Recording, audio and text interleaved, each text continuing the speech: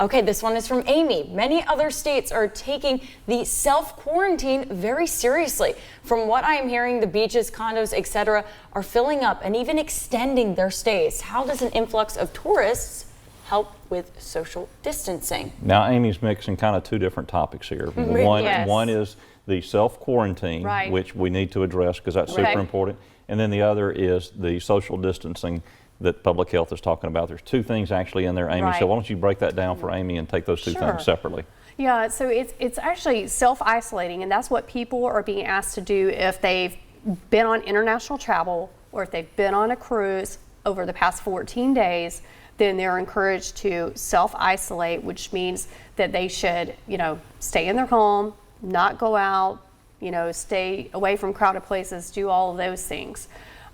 As far as the tourists and things that are coming in, we want them to practice the same things they would at home, because these are the same things that we're telling people across America, really, because the Florida Department of Health is getting our guidance from the Centers for Disease Control, and so are all the other health departments. So we want people, if they're coming here on vacation, to practice the same things they would at home, avoiding crowded places, washing their hands often.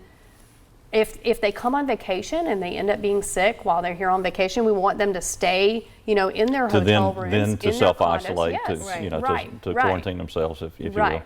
So it's really just, whatever you're doing at home, when you come on vacation, keep those same practices going.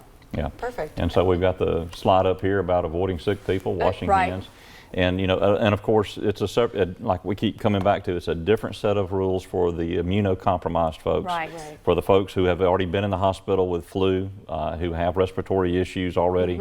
You mentioned COPD being one of them. If somebody's got cancer, they're under cancer treatment. Somebody that's got HIV and they're active in anything that's going on there. Anybody with any active disease process, they should and those persons are always going to be more at risk than a lot of our other folks, and it is different than the flu, because with the flu, of course, our younger children and stuff are more at risk for that, but this is not affecting the younger as much as like the flu, but it is affecting our older population. So we all have a responsibility to take these things very seriously to protect those persons that are in that 20% that are going to have more adverse effects, because we're not only protecting them, we're also protecting our first responders, our healthcare workers, and keeping those systems from becoming taxed with additional people who will need to be come in and seen. And it's on us.